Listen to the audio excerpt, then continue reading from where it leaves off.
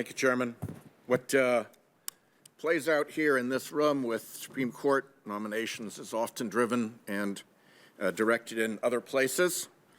And the real action is too often offstage in an archipelago of right-wing, dark money front groups out to capture the court. That is where the real story lies. When Republicans appoint to the Supreme Court, the selections come out of that archipelago of front groups, paid for by big anonymous donors, what we call dark money. When Democrats appoint to the Supreme Court, their objections come out of that same archipelago of front groups, paid for by big anonymous donors, the dark money groups.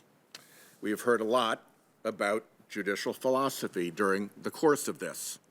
Well, if you bring a judicial philosophy to these proceedings, I think we do need to examine it, because the judicial philosophy is so often a mask for predispositions.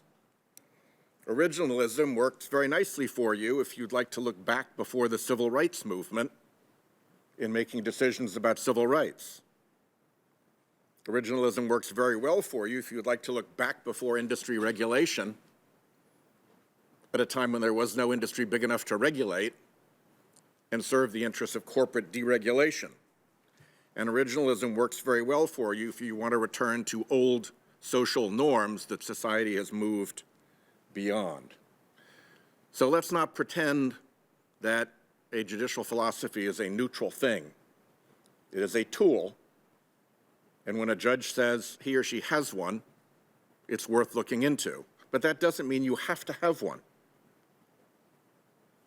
There's a group called the Independent Women's Law Center, which, like many of these right-wing front groups, is twinned with another group, which is called Independent Women's Voice. One is the 501c3, one is the 501c4. Their funders are Leonard Leo's 85 Fund and Concord Fund, another pair of 501c3, 501c4 twins at the heart of the court capture scheme. They're also funded by the Koch and Bradley Foundations, who I've talked about before in these proceedings. Indeed, for years, the president of one of these groups was actually a Koch Industries lobbyist and overlapped for a while with Americans for Prosperity, the Koch brothers' huge dark money political operation. And they, on February 24th, before they even knew who the nominee was going to be, sent a memo to GOP Senate members. Ray suggested SCOTUS talking points. Date, February 24th, 2022. Here's the punchline. It is therefore important that you focus not on the selection process or on the nominee's paper qualifications, but rather on the need to learn more about the nominee's judicial philosophy. Ask unanimous consent that the memo from those two front groups be put into the record. Without objection.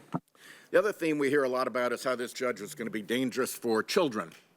And once again, we turn to a right-wing dark money front group as the source for that concern. On the day of her announcement, February 25th, a group called the American Accountability Foundation came out with an investigative report. Now, let's look at the American Accountability Foundation. It shares an address and senior staff with a group called the Conservative Partnership Institute, which employs, among other people, that wonderful Cleta Mitchell as a senior legal fellow. Indeed, the Conservative Partnership Institute is the so-called care of name in the filings of the American Accountability Foundation, and it also shares an address with something called America First Legal. American Accountability Foundation is funded by Donors Trust, which is described as the Koch brothers' right-wing ATM, and the Bradley Foundation, which I've, again, spoken about before in this hearing in this context. And it was founded by the opposition research director of none other than Cruz for President. So they got right to work the day she was announced And AAF founder Tom Jones said, after calling her a radical leftist, which I guess they figured out that very first day she was announced, Americans want our judicial system to protect children and citizens from sexual predators. I'm asking unanimous consent that that dark money release be put into the record. Without objection.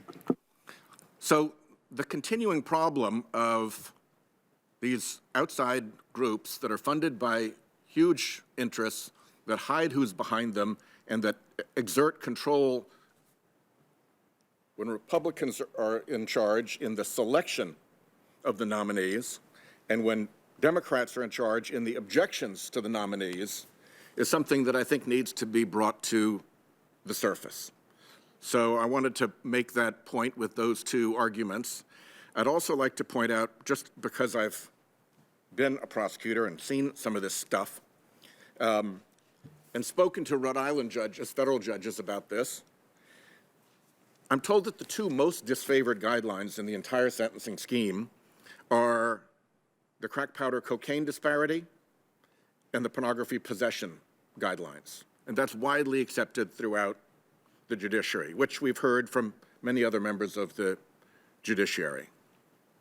And that would help explain why, in so many of these cases, the government actually recommends below the sentencing guidelines.